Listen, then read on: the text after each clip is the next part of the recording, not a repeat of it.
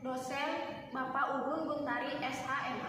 Perkenalkan, nama saya Fira Anissa Citra dengan NPM 2021290052. Kemudian, perkenalkan, nama saya Rahma Puspitasari dengan NPM 2021-29021. Perkenalkan, nama saya Yanuar Maulana dengan NPM 2021-29012. Perkenalkan, nama saya Titi Notianti dengan NPM 2021-29017. Perkenalkan, nama saya Yusner Piani dengan NPM 2021-29038. Teori tujuan negara. Setiap negara mempunyai tujuan tertentu. Tujuan negara inilah yang menjadi pedoman bagaimana negara itu disusun serta bagaimana kehidupan rakyatnya diatur. Di lain pihak, fungsi negara penekannya pada aspek dinamika negara dengan segala aktivitas peran yang dimainkan dalam mencapai tujuan negara. Teori tujuan negara dapat digolongkan menurut zamannya, yaitu 1. Teori tujuan negara yang dikelompokkan sebagai teori tua adalah A. Teori tujuan negara dari Lord Sang. Menurut Lord Sang, tujuan utama dari negara adalah salah satu pemerintah yang berkuasa penuh terhadap rakyat dengan jalan melemahkan dan memodohkan rakyat. Teori ini didasarkan atas pendapat bahwa menurut Lord Sang, pada setiap negara selalu terdapat dua struktur yang saling berhadapan dan saling bertentangan, yaitu pemerintah dan rakyat. Artinya, kalau rakyat yang kuat, kaya, dan pintar, maka negara akan lemah.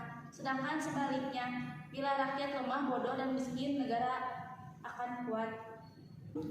Selanjutnya adalah teori tujuan negara dari Niccolo Machiavelli. Teori Machiavelli tentang tujuan negara dikemukakan dalam bukunya Kepala Negara. Menurut Machiavelli, tujuan negara adalah memupuk kekuasaan guna mencapai kemakmuran rakyat, pemerintah atau raja sebagai teknik memupuk dan menggunakan kekuasaan. Kekuasaan raison d'être dari negara, obsesinya terhadap negara absolut, suatu hal yang mutlak. Dalam usaha memupuk kekuasaan, raja atau pemimpin negara harus mempunyai sifat-sifat sebagai harimau, singa, atau sifat-sifat sebagai kancil. Raja harus mempunyai sifat-sifat harimau agar ditakuti oleh rakyat dan musuh-musuhnya yang lebih lemah. Bersifat sebagai kancil yang cerdik, licik agar dapat menguasai rakyat dan menerobos lubang-lubang jaring atau perangkap yang dipasang oleh lawan-lawan politiknya. Negara boleh mengadakan perjanjian dengan negara-negara lain, tetapi tidak perlu mentaati perjanjian itu.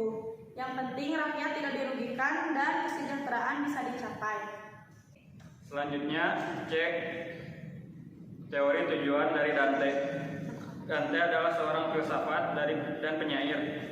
Hidup antara tahun 1265 sampai 1321.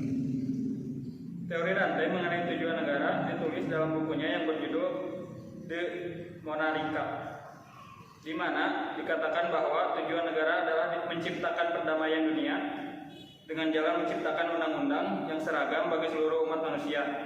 Kekuatan sebaliknya di tangan raja atau berpusat di tangan raja atau kaisar, supaya berdampingan dan keamanan terjamin. Menurut Dante, perlu dihindari setiap peperangan dan perpecahan di mana untuk memperoleh ketentraman. Bagi Dante, menciptakan kerajaan dunia. Berikutnya, teori tujuan negara yang dikelompokkan ke dalam teori modern antara lain adalah A. Teori Immanuel Kant. Immanuel Kant adalah seorang filosof bangsa Jerman. Hidup antara tahun 1724 sampai 1804.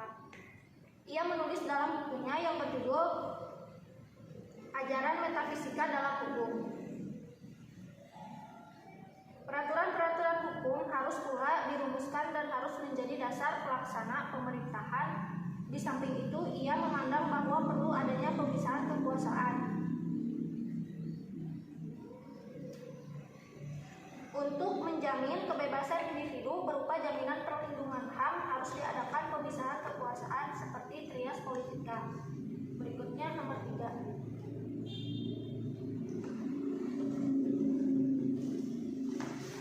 Klarifikasi tujuan negara, Jacobsen dan Lippmann.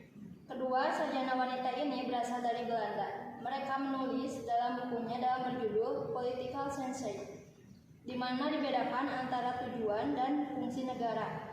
Menurut Jacobsen dan Lippmann, Tujuan negara adalah memelihara ketertiban, memajukan kesejahteraan individu dan kesejahteraan umum, dan mempertinggi moralitas. Mengenai klarifikasi fungsi negara dibedakan atas fungsi esensial, ialah fungsi yang diperlukan demi kelanjutan negara, meliputi pemeliharaan angkatan perang untuk mempertahankan serangan dan di luar menindas pergerakan dalam negara, memelihara kepolisian negara untuk memberantas kejahatan, pemeliharaan pengadilan untuk mengadili pelanggaran hukum, mengadakan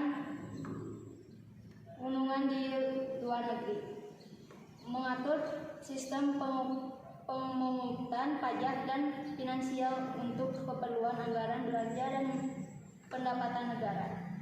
Jadi kesimpulannya adalah warga negara memiliki kewajiban dalam menciptakan ketertiban dan keamanan di lingkungan masyarakat seperti yang telah diatur pada Undang-Undang Dasar 1945 yang menyatakan bahwa 1. Tiap-tiap warga negara berhak dan wajib ikut serta dalam usaha pertahanan dan keamanan negara. 2.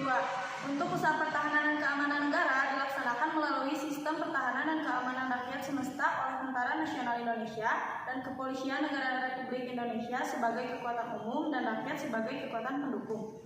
3. Tentara Nasional Indonesia terdiri atas Angkatan Darat, Angkatan Laut, dan Angkatan Udara sebagai alat negara bertugas mempertahankan, melindungi, dan memelihara keutuhan dan kedaulatan. 4. Kepolisian Negara Republik Indonesia sebagai alat negara yang menjaga keamanan dan ketertiban masyarakat, bertugas melindungi, mengayomi, melayani masyarakat, serta menegakkan hukum. Susunan kedudukan Tentara Nasional Indonesia. Kepolisian Negara Republik Indonesia, hubungan negara Tentara Nasional Indonesia dan Kepolisian Negara Republik Indonesia di dalam menjalankan tugasnya, syarat-syarat keikutsertaan warga negara dalam usaha pertahanan dan keamanan negara, serta hal-hal yang terkait dalam pertahanan dan keamanan diatur dengan undang-undang. Jadi pada penjelasan ini sudah mencerminkan bahwa warga negara juga memiliki penting dalam menciptakan ketertiban dan keamanan. Sekian dari